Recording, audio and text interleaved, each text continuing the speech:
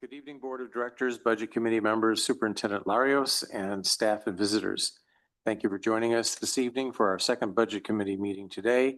It's now 5:45 p.m. I will call the meeting to order. Oops, first we'll do our Pledge of Allegiance, so please join me for the Pledge of Allegiance. I pledge allegiance to the flag of the United States of America, to the republic for which it stands, one nation, under God, indivisible, with liberty and justice for all.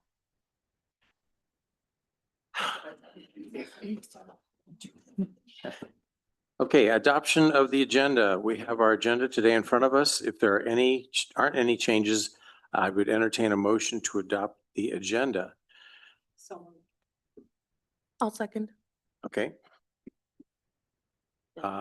No, that's it. Just, okay, a discussion? And all in favor of adopting the agenda as presented, please say aye. Opposed? Motion carries with a 10-0 vote. We now have an agenda. Oh, sorry. See, I told you I'm lousy at math. That's shorthand. Public comment. Any public comment? No? Okay. So we go down to here. Okay. Requests from committee. At this time, I will turn it over to Superintendent Larios and Director Bishop to present the information that was requested at the first budget meeting. Yeah, thank you all for the hard work that was done at the last budget meeting. We poured into a lot of information. Everybody asked really great questions, and we were able to hopefully get the information that people needed to have. We did get that one budget information request that we wanted to bring forward tonight at the May 5th budget meeting. We shared the current reductions that the budget was built on, and that was a 3.75 true reduction. We shared that we would continue to look for opportunities to continue to reduce through attrition. And that was the request for information that the budget committee had back then to know, like, well, where would you be now? And so right now we're bringing forward the number of 11. We're at 11 FTE that are positions that we are reducing through attrition. I know that was a concern that the committee had last time, the number of staff versus the number of enrollment, and are we reducing staff at the same rate of enrollment decrease? So that's the ongoing work that we're continuing to engage in. So as of right now, the total number of FTE is 11, and you have a little memo in your packet this evening on page 2 that provides that for the committee. The one director position that was previously listed, we are now up to 8 licensed positions. Previously it was at 2, and we have 2 classified position, and previously that was at 0.75. So that's the information that we're bringing forward to the committee as we continue to end this year and start at the next year. We'll just continue to look for opportunities to reorganize, refill through it, or not potentially refill through attrition, and just continue to work towards aligning our staffing numbers with our student enrollment numbers. Can you tell me which director, because I know that one position was combined for the 25-26 year. So what position are we losing in the 26-27? Is the HR director position previously held by Nikki Tucker. Okay.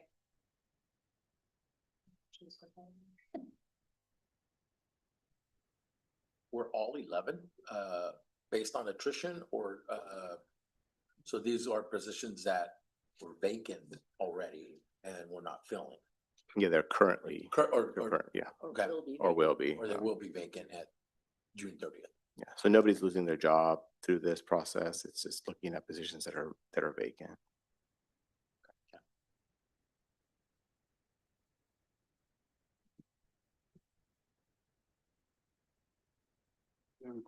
More questions right now, or are we just?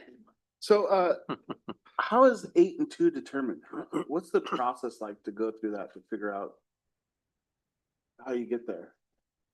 We work really closely with the building administrators as they're building their master schedule. The master schedule is built based on student numbers, the enrollment and what the requests are. So working with them to see what the need is at the building to be able to build the schedule and be able to continue to prioritize the offerings that we're offering to students as best possible. And then looking for opportunities to consolidate, to reassign, to reduce if necessary as well, like you're seeing here. So it's It's really not like a closely. one for one. We had 8 licensed staff retire, so we're just, I mean, you move that around a little bit. Yeah. Yeah. So, who's hit the hardest by those positions?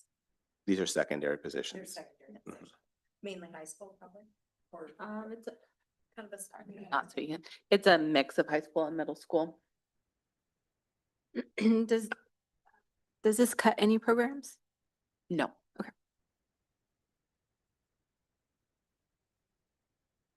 Is it teachers or like reading specialists or what are the positions? There's a mix of classroom teachers and some supplementary positions. There's no plans to reduce reading specialists at this time. With some of the changes being that they're mostly high school, secondary, or middle school, with some of the shifts that you need to do, are there still expenses? And I'm kind of referring to, for instance, the 16-hour, they're changing, from where there's a word I can't think of right now. Well, if they're teaching a different content Yes. area or out of their Endorsement. endorsement area. Things like that. Yeah, we are under the contract if there are staff who are in positions Mhm. where they are qualifying because of a move or because of a reassignment. But I would say a lot of these is looking at the scheduling. So for example, if there's a class that presently only has 5 students enrolled in it, and there's also another offering of that class that has 20 students, we work with the principals and say, okay, you need to consolidate down to 1 section. We can't offer 2 sections of that. The student interest isn't there. And then we can eliminate that section. So yes, while there is teacher movement into teaching new content areas, I wouldn't say that's necessarily the norm. But yes, it does happen. And that happens every year, regardless of FTE changes. Teachers teach new content areas or move grade levels. That's pretty common and constant, I would say. How many did we reduce for the 25-26 school year? We're going for 11 reduction in the 26-27. What was last year? I'd have to pull that, what it ended up being. Off the top of my head, I don't know. But there was reduction as well Yeah. last year. How many years in a row do we think we've had to reduce? Every year we worked on reducing staffing levels across the board. Yeah. I would say during the pandemic, we didn't make a lot of changes because things were so uncertain. Okay. And probably the year after that as well. But since then, since we've had such a large reduction in the number of students, I mean, almost 500 students, we've looked at areas to be able to reduce. And again, we've done all of that through attrition. What would be the difference to be able to sort of match or right size staff with enrollment? Like, As far like as, how like, many? As far as like how far are we off from, like, are we able to make it through attrition if we kind of continue in the same kind of the low numbers that we continue to see? Or is it a bigger gap that, we'll have to consider other, just again, what other options we have? I don't know if you want to speak to that or.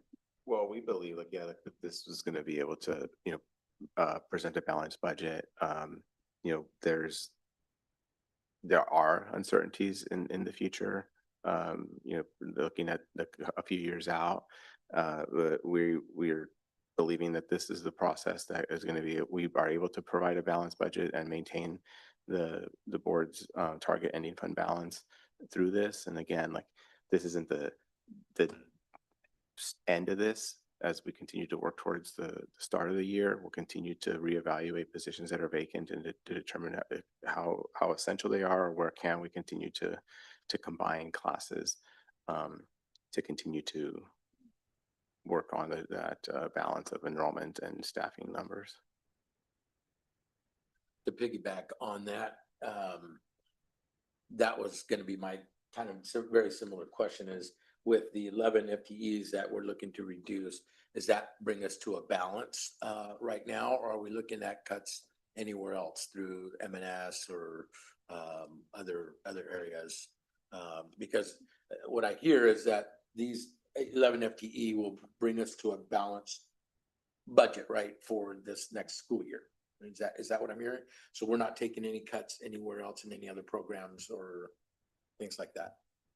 Well, there's reduced expenditures, like in other areas, like, you know, that we're working towards, but predominantly the budget is based on staffing. Like nearly 80% of the budget is people. So that's where the most movement or opportunity to capitalize on savings is. That we had reductions in expenditures and lease agreements. I know that's been recently shared, and those are areas that have come to the surface, and we'll just continue to think about where can we capitalize on some savings.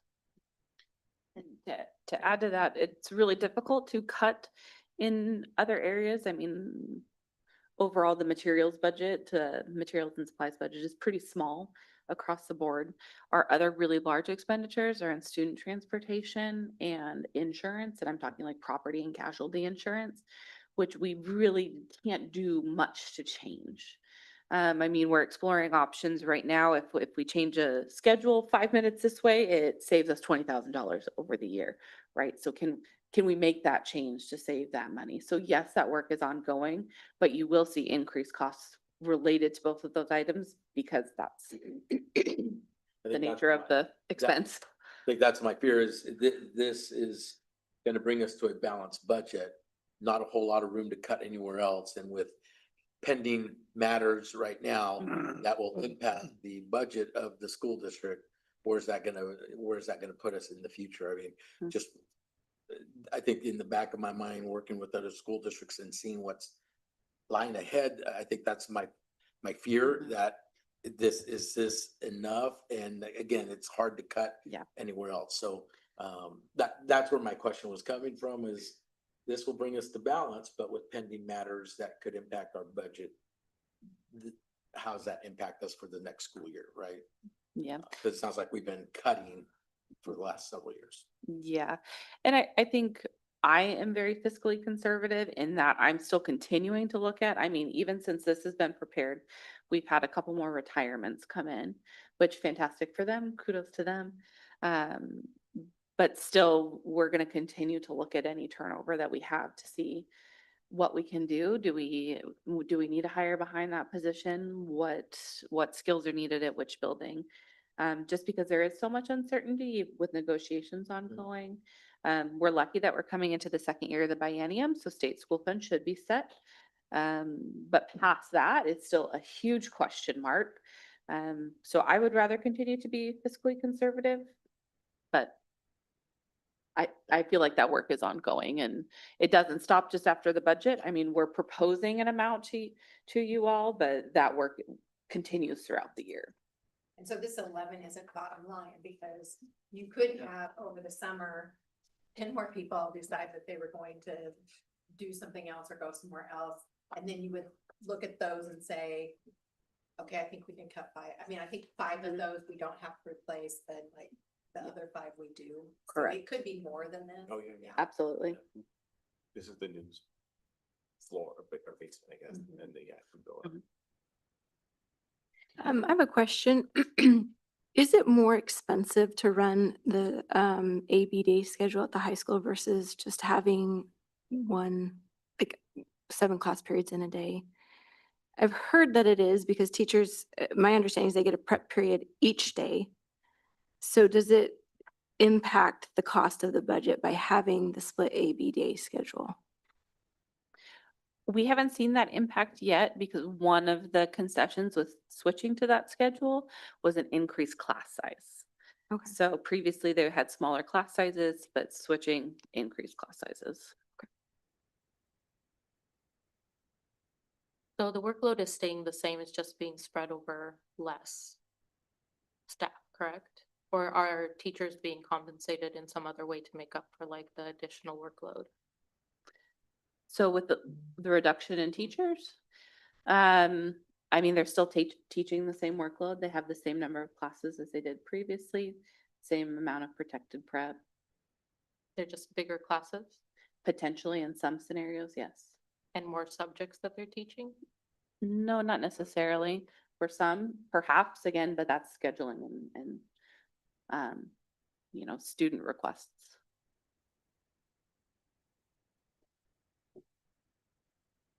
So this 11 staff, that's determined, I guess, yes, by how many people or by attrition, but also.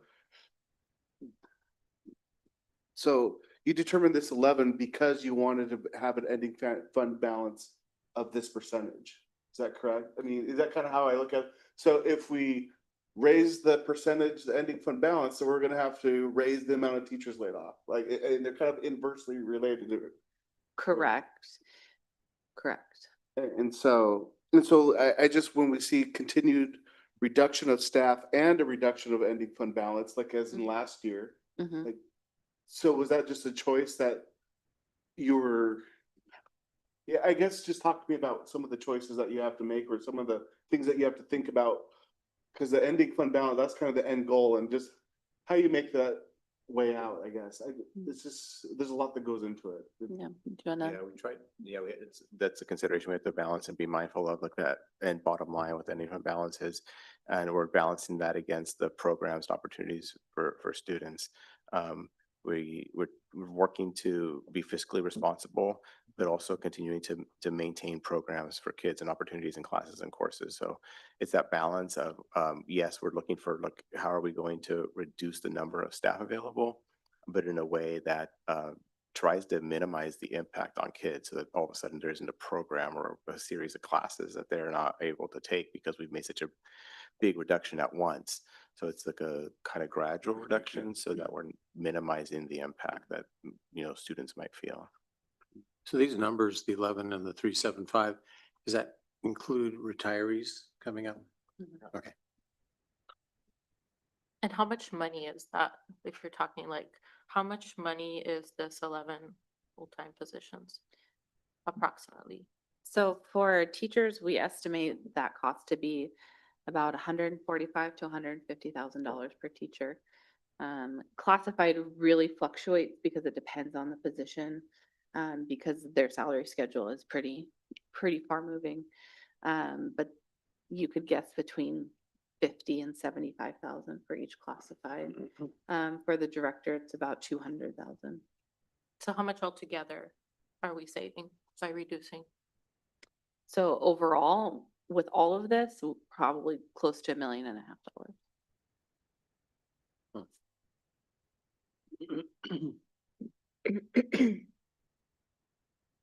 Does that also impact the fact that there's less students enrolled or transfers, out of district transfers?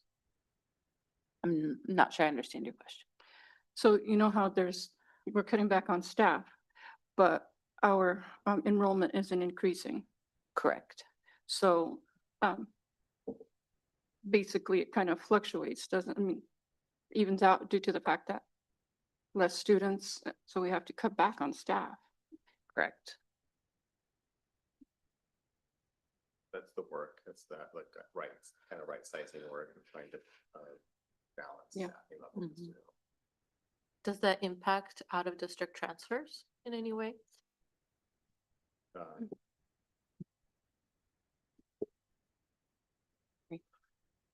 Does it impact the out of district transfers?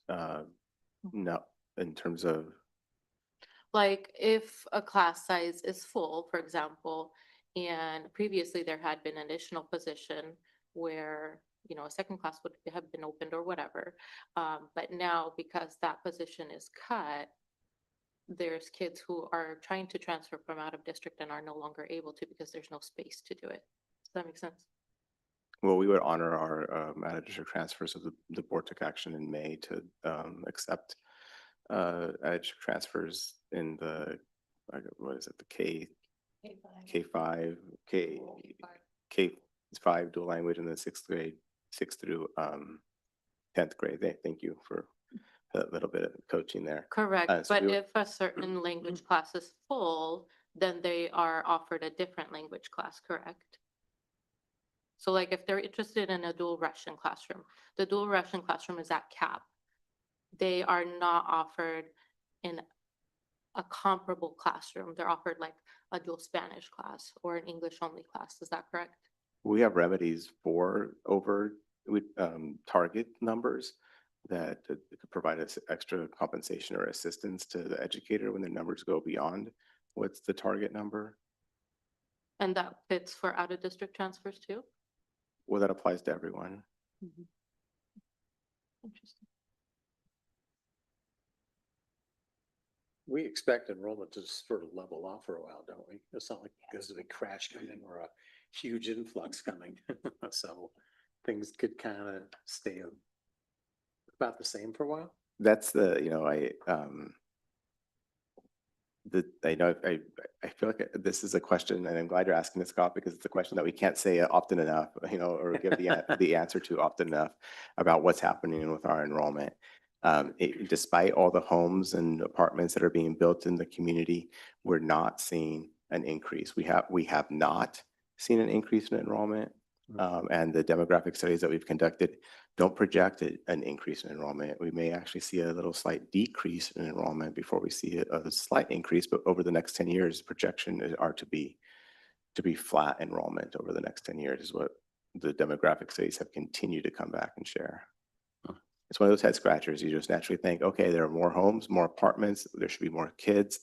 But in large part because of the decreased birth rates, we're not seeing additional kids coming with those new homes and apartments. So we anticipate pretty flat enrollment over the next 10 years. So the high school has several classes that they have introduced for their juniors and seniors for preparation for after graduation. Because of this reduction in staff, are those classes going to be impacted? If you're thinking about like the career technical education classes, that's what we are balancing against. We are trying to protect those opportunities for the kids, but by not reducing too quickly and not taking programs away.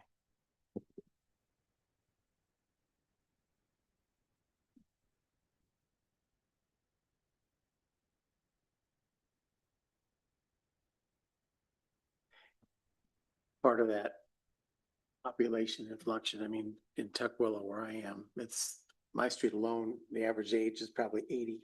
So when they leave this great planet, hopefully new families will move in with kids because I can gauge it by trick or treat. We get a lot of kids. So they're there somewhere. But I mean, when there's an age turnover with the housing, it's in lieu of new housing, I would expect, hopefully, it would keep us maintained, at least. We'll continue to get on this. We're on the cycle of doing these demographic studies like every 2 years to stay on top of it. And again, we're trying to be, fiscally responsible and planning into the future by looking at what our projected enrollment numbers are. So we'll be doing another study this next year, but everything has come back to say no real growth in enrollment. So Even as people age out, just the household numbers are shrinking. So instead of having a family of 4, we're seeing families of 2, or like there's just fewer adults are waiting later in life to have kids and having fewer kids. Right. So the census every 10 years is the only real gauge you get of who's actually has kids in our area. But that's a one every No, 10-year thing.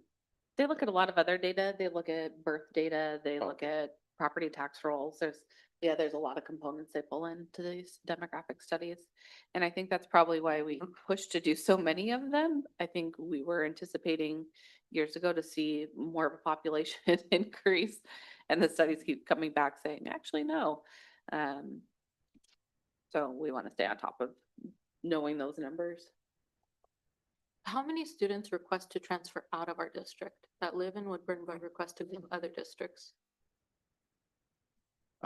I know we presented that information to the board last month of what that number currently is. I don't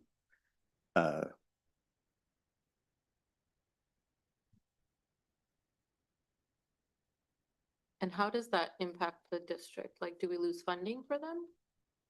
So, sorry, they're pulling up the numbers, and then I can speak to that.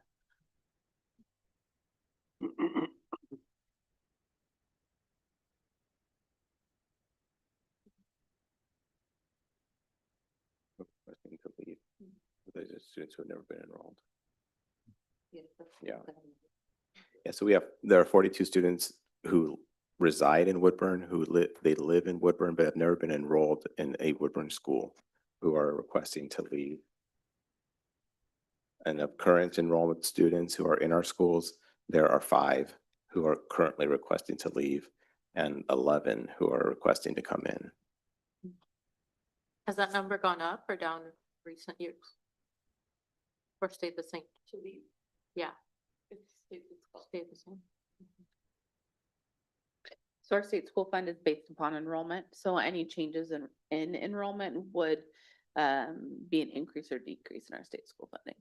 So then the other district gets the funds for them? Yes, the funds follow the students for the state school fund. Property tax stays in the community in which it's assessed. State school fund follows the student. And same for students who transfer into our district? Correct.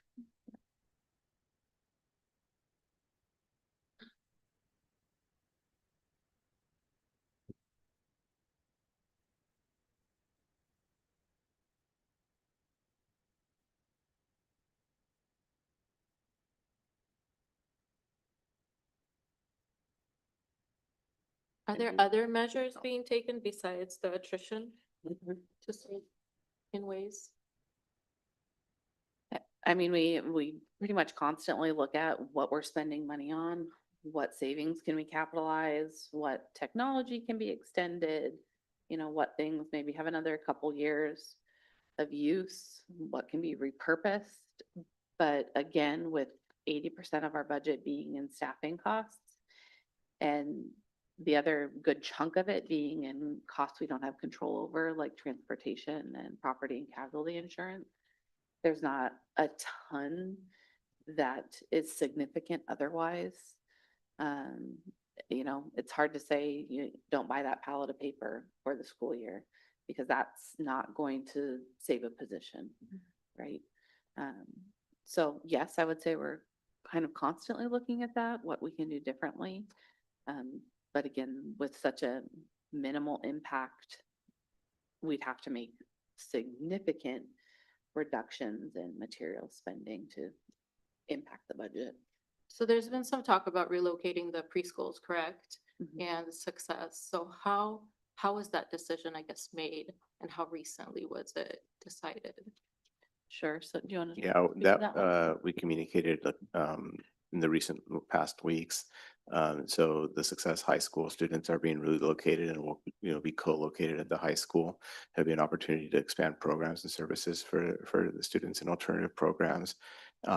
We currently lease a preschool across the street, or preschool space that Nuevo Amanecer will be saving on that lease agreement by moving students into the Success building. And so that will provide enhanced experiences we believe it's going to be for both students, both sets of students, the preschool students and our Success alternative pathway students, and allow the district to save the over $120,000 that was being spent on the lease agreement across the street. But was that mentioned at the last budget committee meeting? No, we didn't address that at the last budget committee meeting. We did talk about at the last committee that we continue to have measures where we're looking to continue to save and looking for opportunities. Just like we're bringing these numbers to you tonight, this isn't the bottom line, that this is all that we're going to do as the year progresses, as summer continues. We're going to continue to look for opportunities to continue to provide savings. Are there other big decisions like that kind of in the works that would save a significant amount of money? Again, like you're saying, it's not about a pack of or pallet of paper, but something like that where it's 100,000 that's being saved. Nothing, predominantly it'll be in staffing because that's where most of the spending expenditures are. A question. So we are 500 below what we were pre-COVID in students, but at one time somebody said staff wise, we're kind of still holding the status quo or whatever. So at some point, do you foresee like other districts? I know Westland Wilsonville just went through that, doing a right sizing to kind of bring those numbers into line with the number of students we have. Are you foreseeing that at all? Well, that's the work that we have been doing, trying to do a soft right sizing over time, so that we're not trying to avoid laying people off and trying to avoid losing programs for students. So it's been a kind of slow right sizing over time. We did a lot of work on it a couple of years ago and reassigned folks. There was quite a bit of movement. So we're continuing to do that work and not trying to do it all at once, or we're having to lay folks off.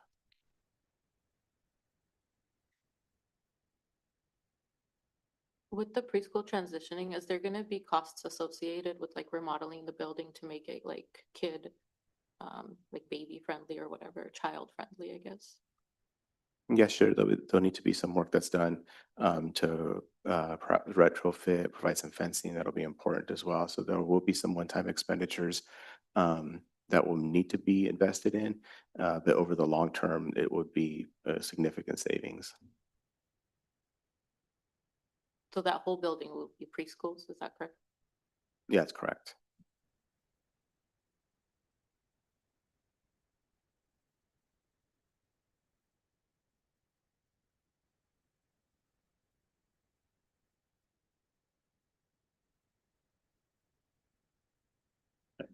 Any more questions, or should we move on, or? I was kind of going through and I know that it's not necessarily like seemingly like big buckets, and I know that I've noticed a decrease too as far as extended hours. Are there just additional like steps being put in place so that just to make sure that we're like guarding, I guess, or putting some guardrails in that and those types of expenses, whether it's like travel. I know that there's certain things that maybe obviously if they go in another account, it would obviously be covered if it's something else. That's not just kind of general, but also just extended hours is the one I can really think of. Yeah, extended hours is a big line item in the budget. Keep in mind that certain stipends are categorized under extended hours. So the ESOL stipend falls under that. Bilingual stipends fall under that. SPED stipends, that they've all been negotiated, but they're all classified as extended hours. There is overall reduction, and has been for the last several years, of extended hours in the offering of extended hours as we move positions out of the general fund into special revenue funds in order to have some cost savings. So extended hours overall is going down. We're not able to do as much because we're trying to preserve FTE. So yes, that is in the back of our mind, trying to reduce extended time.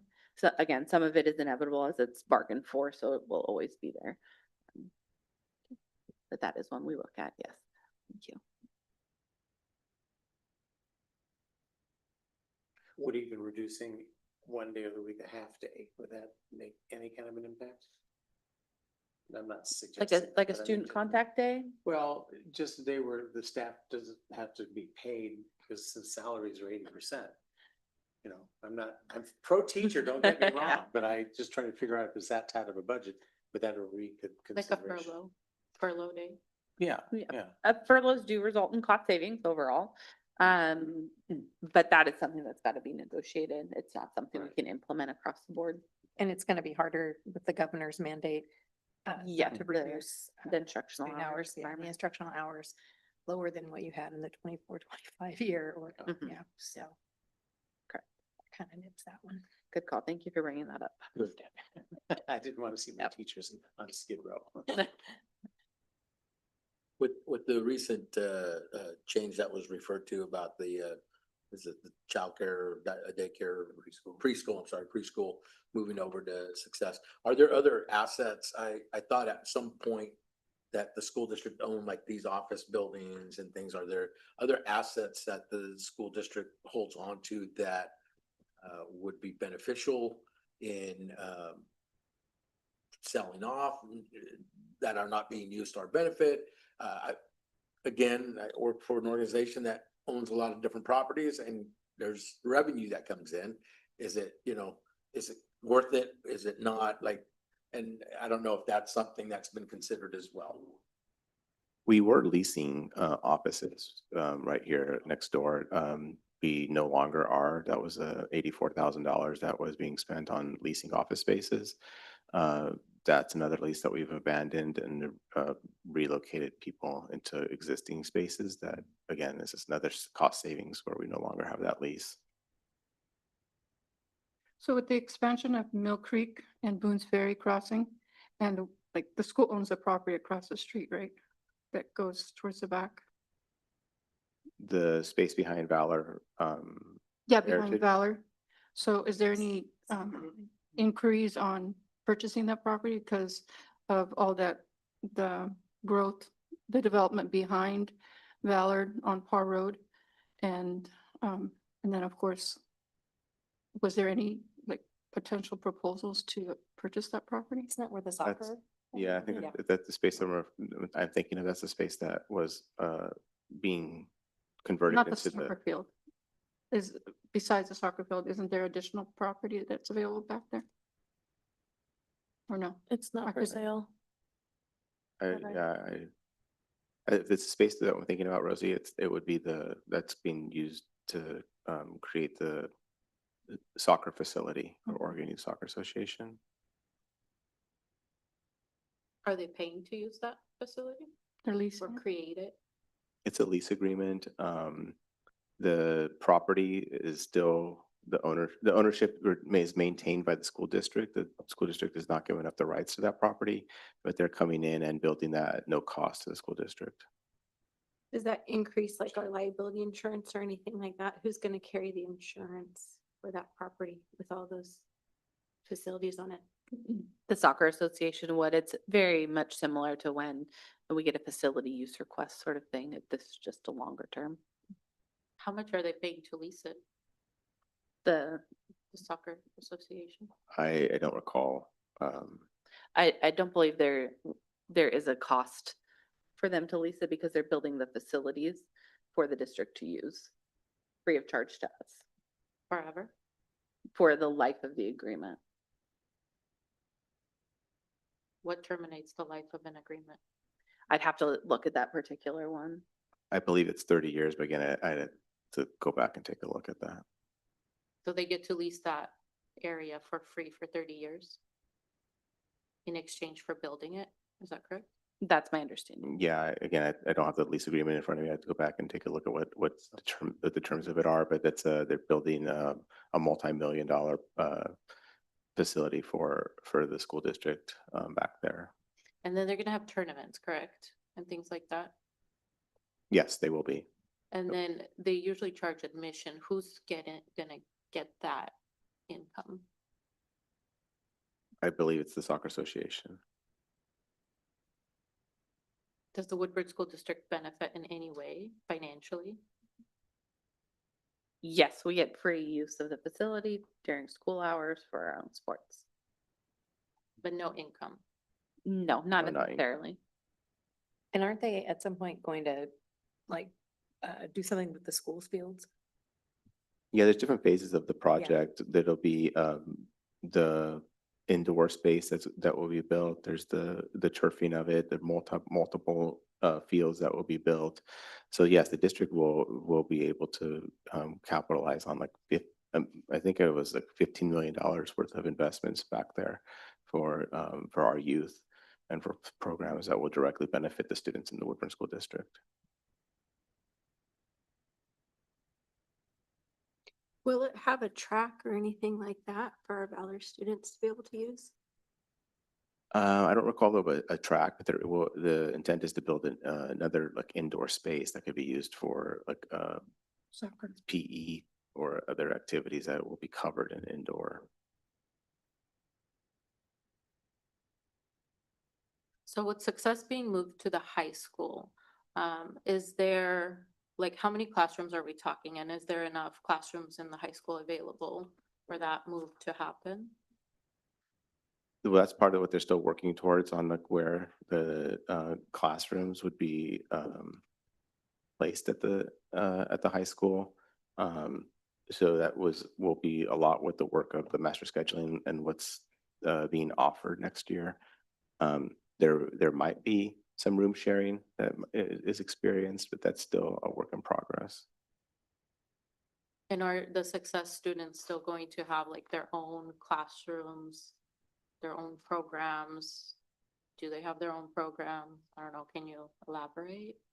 The Or are success, they gonna be like pushed into the general high school classes? well, yeah, no, it's going to be working on like what are the needs of the students, and building that program, the schedule. So there'll be opportunities for them to still be in their kind of cohort, if we want to use that term, but then have increased access to be able to take all the courses that are available at the high school. So there will be some blended classes, but that's to the benefit of the students to be able to participate in different language classes and different CTE classes, different electives and different PE programs that are not available here at the current Success building. So that wasn't an option before? Not to this extent, no. So with the preschool moving to the Success building, will that open up the opportunity to possibly bring in more transfers from other districts for more enrollment of preschoolers or no? Transferring students into our preschool program from out of district. From out of district?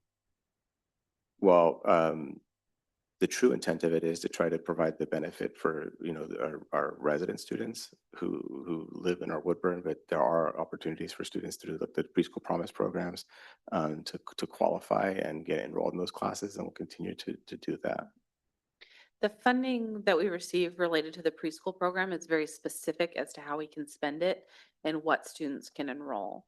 So for Title I-C, we can only admit migrant students. For Preschool Promise, there's caps on the students that can be admitted or the ones we have to target. So it's really specific as to that population. For preschool, we don't get state school fund for preschool students. So the grants that we receive tie specifically to the number of students we can enroll. So if we don't get additional funding from the granting agencies, we can't admit more students because there's specific ratios we have to meet in order to operate the programs. So have we met those higher limit, like have we met those limits? Is there enough enrollment within our district to meet the maximum amount of For the preschool program? for the preschool program? Yes. Is there any construction grants that can be used to apply for like remodeling Success to make it kid safe? So grants to convert the building? So last budget committee meeting, we had talked about how there were some offered through like the Department of Energy and things like that, right? Yes. So is there Those are- anything yeah. along those lines that could be used instead of like the general fund or our maintenance fund to cover the cost of remodeling? Not that I'm aware of.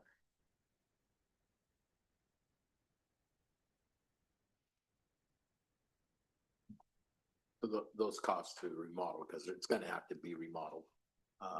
High school and Success to accommodate probably. Is that coming out of general fund or the facility? I think that there was a facility. So I don't believe there's any intent to remodel the high school in regards to this move. My understanding is the intent to do any remodel work would come out of current funding, grant funding for the programs, if eligible. There's not a ton that has to be done. A lot of the work can be done internally with our staffing. The building is pretty new and up to date and has a lot of the needed components to run a preschool. I know one of the things because of our last visit was the hand washing station at each site classroom. And so I know that that's going to be something that comes out. Yes, correct. Well, and a playground did they just recently have a new playground put in? At Across the street? preschool? Yeah, across the street. They did. That's not something that we purchased. Oh, it wasn't? No.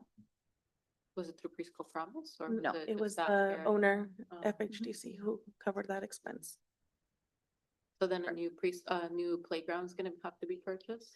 that's anticipated, is that they want to put in some playground equipment. My understanding is that we have some playground equipment on hand already. Wouldn't it also need to be fenced just for security reasons for such young? Yep, that is the plan, to put up fencing.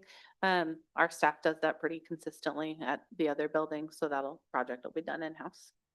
And does anything in the parking lot area have to be revamped for transportation access? No, the parking lot's already equipped to handle buses.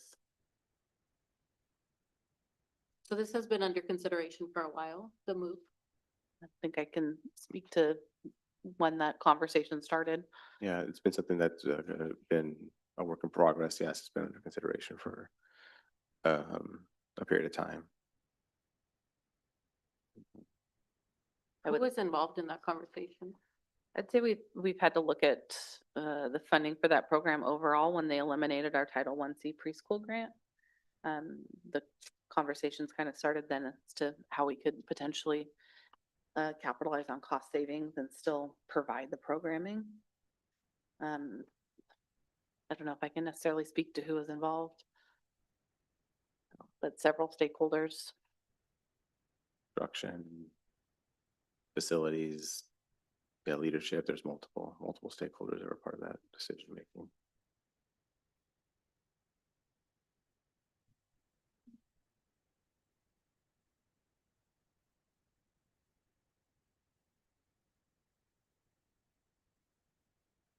Any more questions regarding? Or should we move on to the next? Budget committee discussion for proposed budget. Now we have the opportunity for the budget committee to have a discussion of the proposed budget that has been presented to us. Does anyone have any questions or comments to make?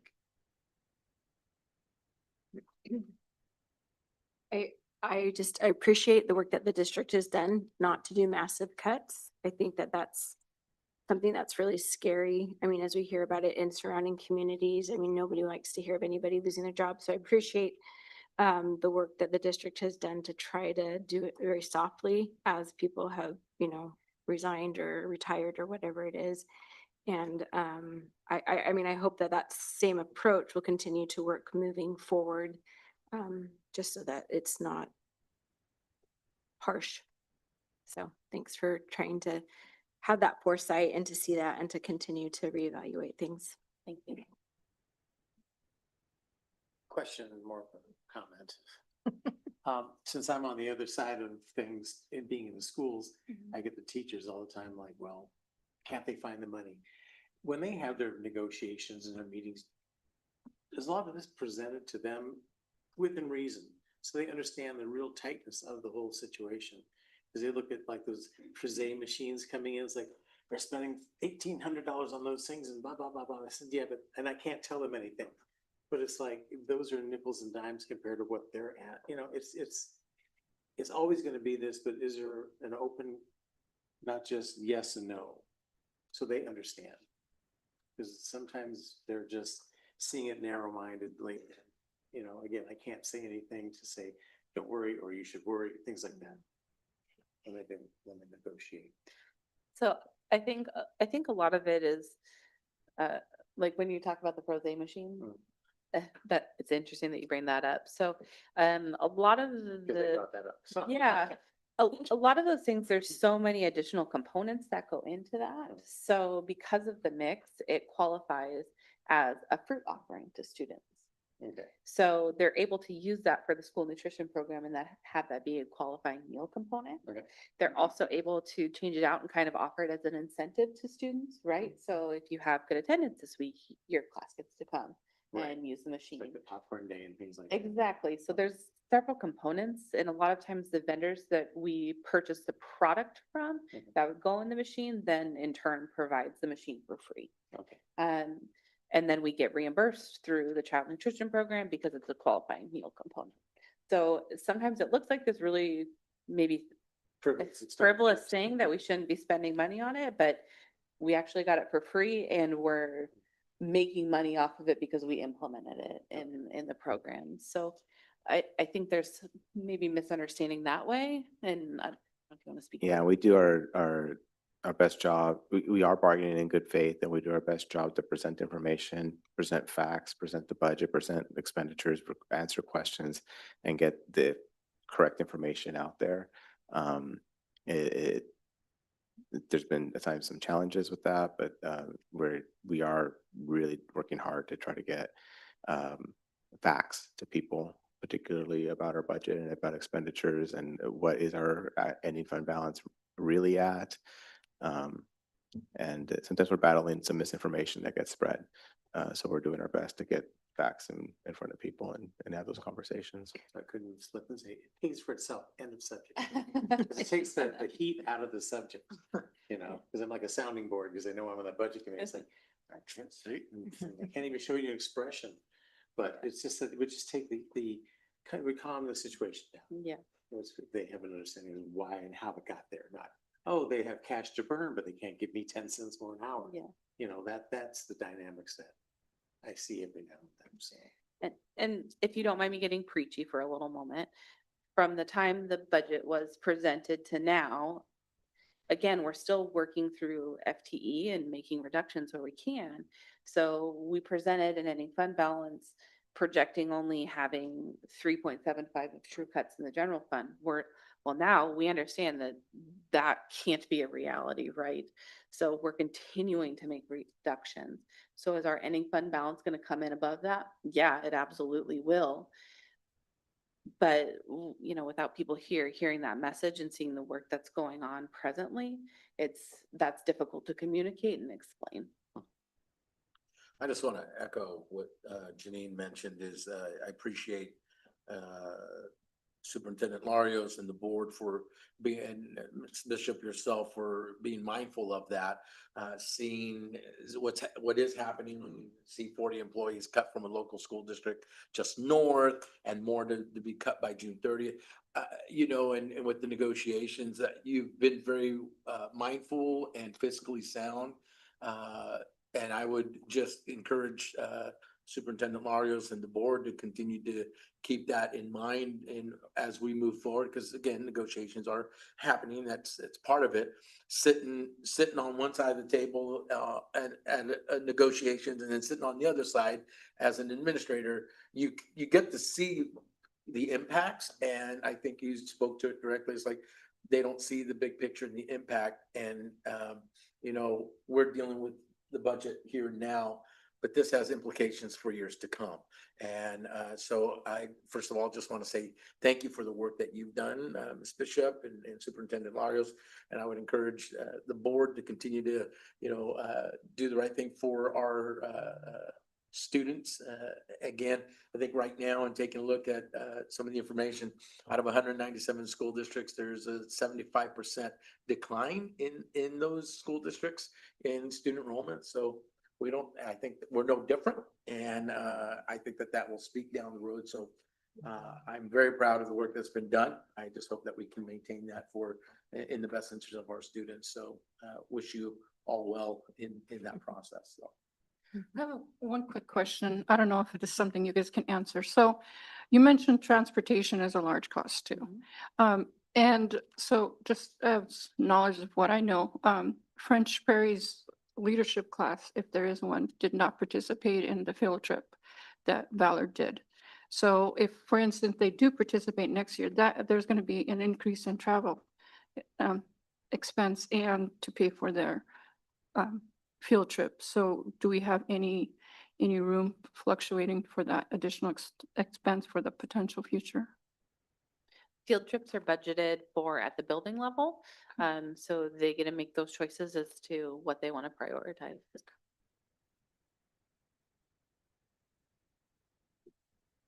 So with these updated attrition numbers, how is that changing the ending fund balance? Sure. So that goes directly into increasing the proposed ending fund balance. So as I mentioned, it would increase about $1.5 million. To what end? What's the total end? So right now, if you look at the budget, we are projecting an unappropriated ending fund balance of 5 million. So it would just add directly to that number. So 6.5 million. Mhm.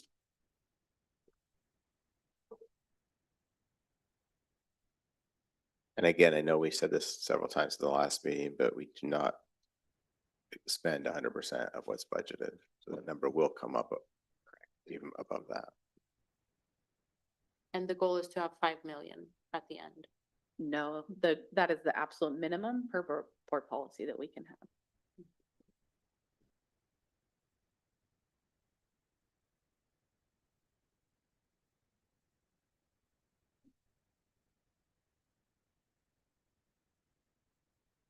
Well, I certainly give you tons of credit for having all these numbers you do constantly, and you always seem to make it work, you know? That's right. Well, you're not stressed, you're not all gray and, you know, in a home, but no, you do a terrific job. Like I said, I'm not a numbers person, but this has been fascinating for me for the last 4 years to see how it all comes together and the dynamics of what's important and what could be, you know, adjusted to make it work, so my hat's off. And I'll share that appreciation just for a minute as well. You know, when you look across the district, especially if you look at districts that are of this size, you'll be hard pressed to find one that hasn't gone through layoffs and some really hard situations that have impacted their community, with people losing their jobs and programs and being reduced and eliminated. But Woodburn has not. And it's a large work. Thank you to Director Bishop and to the board for engaging in that work and continuing to keep us in a position, making some hard decisions that prevent us from finding ourselves where nearly every other district, particularly of this size, has found themselves in.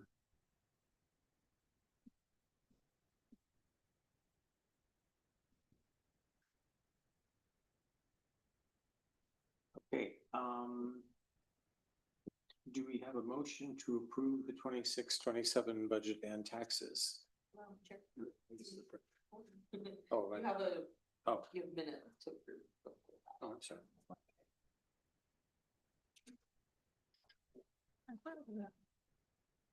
It's over that? Nope. I don't think it's. They're not on. Typo. I don't have it on this. Oh, it's not on here. It's on this one. Oh, all right. Meeting minutes. Oh, okay, sorry.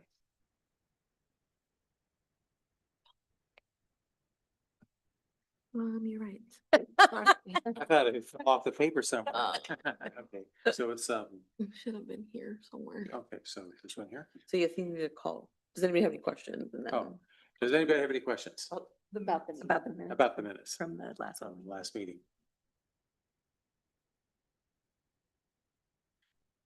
I move to accept the minutes from the May Good. 5th budget committee meeting. Or duo act? A second. Okay, No, call for the vote. okay, so All those in favor? all those in favor of approving the 26-27 budget and No, tax? Nope. The minutes from the Ah, May 5th Too meeting. many papers. Okay, All those in favor of approving the minutes from the May 5th budget committee Okay. meeting. all those in favor of approving the minutes of May 5th, 2026? Budget committee. Budget committee, and Say second, say aye. Aye. Opposed, same sign. Opposed, same sign. Say what now? Say opposed, same sign. Oh, I'm sorry. That's all right. Opposed? It's my last chance to do this. I'm screwing it up. No, you're doing great. Okay, Motion carried. motion carried. Now do I gavel? No. Okay. Now we have 10. 9-0. Oh, 9-0. Yeah. Okay. All right, so now here, Oh, 10-0. 10-0. Okay, Okay, now we're back here. okay. Final time. Mhm. Approve the 2026-27 budget and taxes. Do I have a motion to approve the budget and taxes?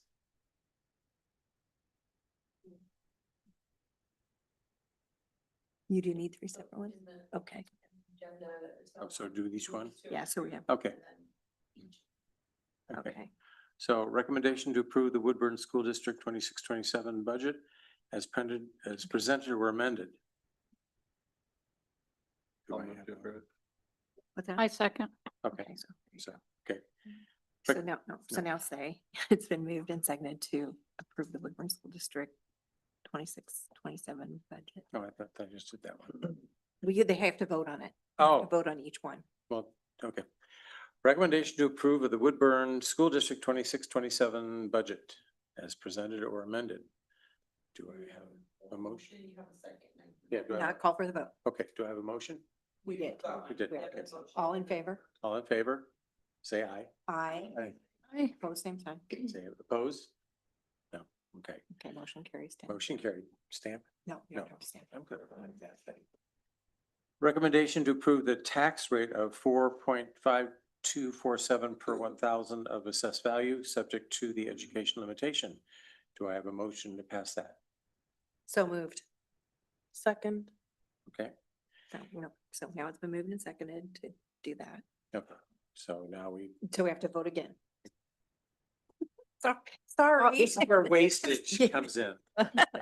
Recommendation to approve the tax rate of 4.5247 per 1,000 of assessed value, subject to the education limitation. Okay. All those in favor? Aye. Any nays? No, okay, passed. All right, so twice on this one. I finally got it. Recommendation to approve the tax rate of the general obligation bond debt service of 6,006. Where's that? 6 6 million. million, well, it's cheaper on my end.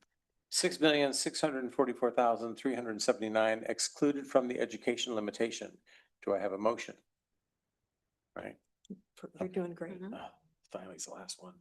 All those in favor? No, wait, No? we don't have a motion. I don't have a motion yet. See, I Yes, still Michael. screwed up. So moved. Michael moved it. Okay, Second. thank you. Yes. Okay, now we've got Okay. a motion. I said. Okay, recommendation to approve the tax rate for the general obligation bond debt service of 6,644,379 excluded from the educational limitation. All those in favor say aye. Aye. Any opposed? No. Do I- Motion carried. Motion carried. Okay, Now just read that. okay. Gavel down. Yeah. Okay, I'd like to thank everyone for your time this evening. I now move to adjourn the meeting at the time of 6:46.